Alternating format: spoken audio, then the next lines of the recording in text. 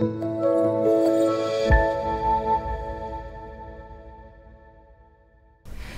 tout le monde et bienvenue dans cette nouvelle capsule. C'est encore une fois moi, votre maîtresse Iman, et aujourd'hui je vais vous accompagner pour corriger les exercices de cette deuxième semaine de révision. Alors vite fait s'il vous plaît, prenez les feuilles de la deuxième semaine devant vous et commençons par le tout premier document, c'est bien celui-là. Donc, tout comme la première semaine, je vais vous faire une lecture de cette partie du texte et puis on va voir ensemble un exemple de réponse à une question de compréhension, puis on va passer à la langue. Donc, s'il vous plaît, prenez le document et commençons. Voilà, il s'agit du texte Les voyages de Sinbad le marin, la cinquième partie. Bien sûr, vous ne pourrez pas comprendre exactement de quoi s'agit-il si vous ne lisez pas les parties précédentes, la première, deuxième, troisième et la quatrième. Mais moi, je vous fais confiance, je sais que vous l'avez déjà fait. Alors, on s'est arrêté dans la quatrième partie quand Sinbad s'est endormi et une fois réveillé, le bateau était déjà parti et lui, il s'est trouvé tout seul sur une île perdue et inconnue. Donc voilà, on continue maintenant pour voir ce qui s'est passé avec lui. Alors s'il vous plaît, suivez avec moi. Les voyages de Sinbad le marin. Sinbad monta en haut d'un grand arbre. Ce qu'il découvrit ne le rassura pas. L'île était petite et sur la mer, il n'y avait rien. En revanche, du côté de la terre, il aperçut quelque chose de blanc. Mais sans parvenir à distinguer ce que c'était, il décida d'aller voir. Il s'agissait d'une boule blanche, d'une hauteur et d'une grosseur prodigieuses. Elle pouvait mesurer 15 pas de diamètre. Sinbad en fit le tour pour voir s'il n'y avait pas une ouverture. Il n'en trouva pas. Il voulut l'escalader, mais sans succès. Elle était trop lisse. Tout à coup, il se mit à faire sombre, comme si le soleil était caché par un nuage épais. Un oiseau d'une grandeur et d'une grosseur extraordinaire approchait en volant. Sinbad sut aussitôt qu'il avait affaire à un roc, car il avait entendu des marins parler de cet oiseau monstrueux. Il comprit aussi que la grosse boule blanche n'était rien d'autre qu'un œuf. Et, de fait, le roc se posa puis s'installa dessus pour le couver. Sinbad s'était collé contre la coquille, de sorte qu'il se trouva tout près d'une des pattes du roc. Elle était aussi grosse qu'un tronc de belle taille. Sinbad prit la toile de son turban, puis il s'attacha solidement à la patte et attendit patiemment que l'oiseau géant reprenne son vol. Le lendemain matin, le roc monta d'abord très haut, puis au bout d'un moment, il plongea vers le sol avec une vitesse vertigineuse et se posa.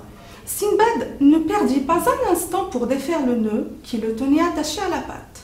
Juste à temps, le roc prit dans son bec un serpent d'une longueur prodigieuse et s'envola aussitôt. Sinbad leva les yeux pour regarder autour de lui. Ce qu'il vit ne lui fit pas plaisir. Il se trouvait au fond d'une vallée très encaissée. Elle était entourée de tous les côtés par de hautes montagnes dont les parois étaient tellement escarpées qu'il n'y avait pas moyen d'en sortir. Et voilà, mes chers élèves, si vous voulez savoir ce qui va se passer avec Sinbad, va-t-il pouvoir s'en sortir? Que va-t-il trouver dans cette vallée? Eh bien, vous n'avez qu'à lire la suite, le document suivant, la partie 6. Et maintenant, on passe directement aux questions de compréhension. Comme je vous ai dit au début, on va faire juste un exemple, comment on répond à une question de compréhension, et puis pour le reste, vous allez les trouver en PDF sur la plateforme. Donc voilà, en première question, je vous ai demandé qu'est-ce qui a attiré l'attention de Sinbad sur cette île. Je reviens toujours pour vous rappeler que pour répondre à une question de compréhension, une seule lecture du texte ne suffit pas. Il faut bien le lire une fois, deux et trois, jusqu'à ce qu'on puisse vraiment maîtriser les événements de l'histoire.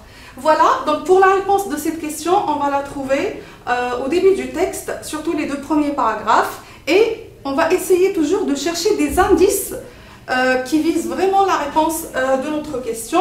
Donc ici par exemple, au début, il a essayé de regarder du côté de la mer, il n'y avait rien du tout. En revanche, par contre, du côté de la terre, il a aperçu quelque chose, puis il décide d'aller voir. C'était une boule blanche, elle était haute, elle était grosse, elle mesurait 15 pas de diamètre, etc.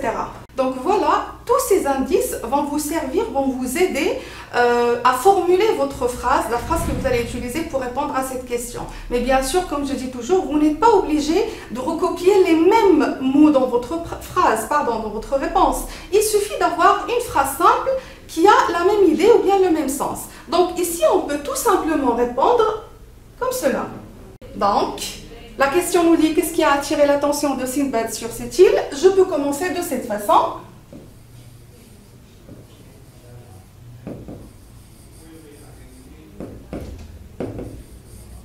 Sur cette île, une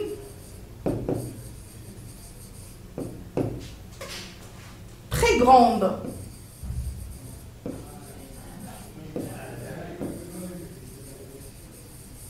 boule blanche a attiré l'attention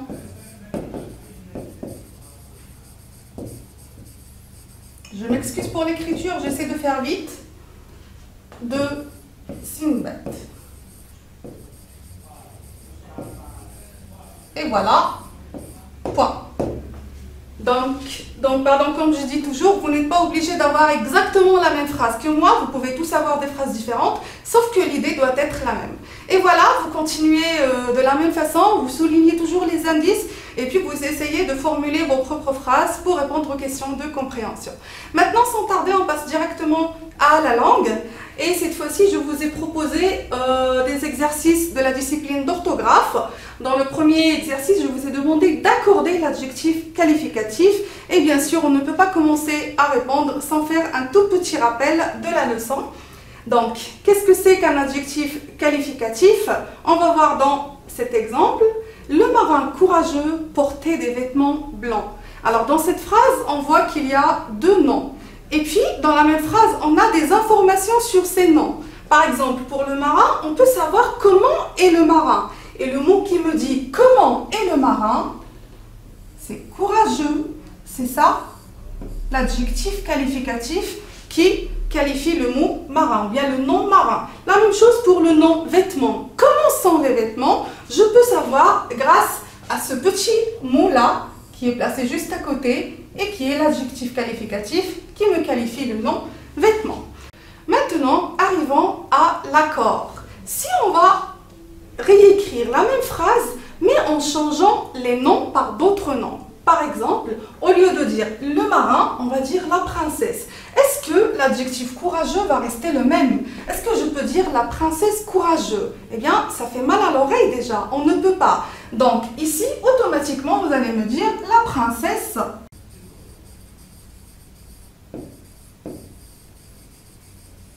Oui, la princesse courageuse.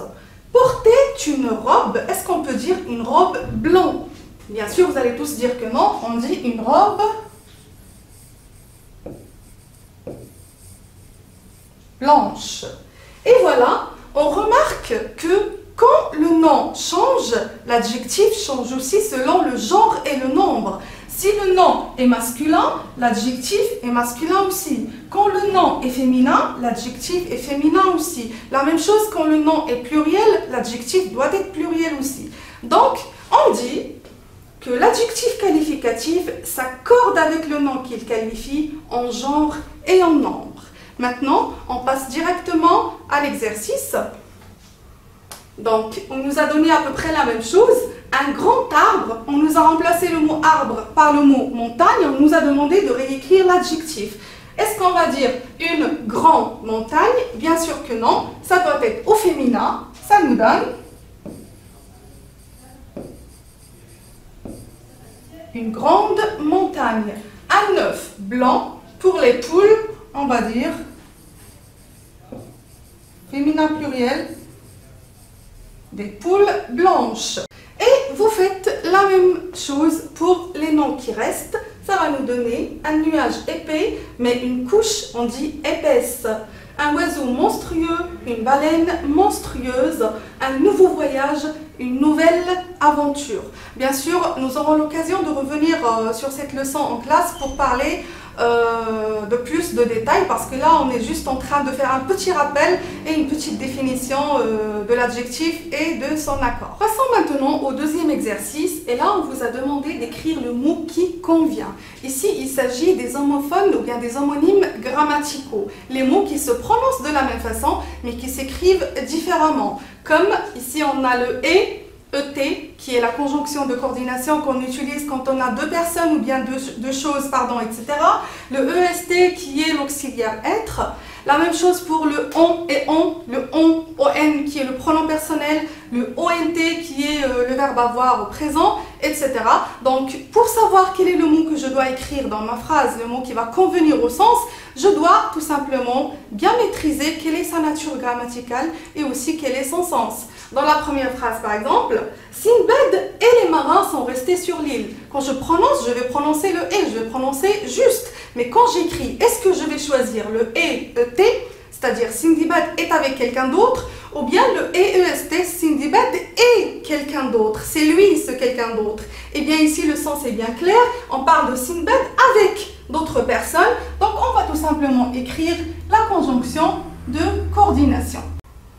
Et voilà, vous faites la même façon, pour tous les autres mots, vous devez bien savoir quelle est la nature grammaticale et le sens pour pouvoir écrire le mot qui convient. Voilà, je vous laisse les réponses.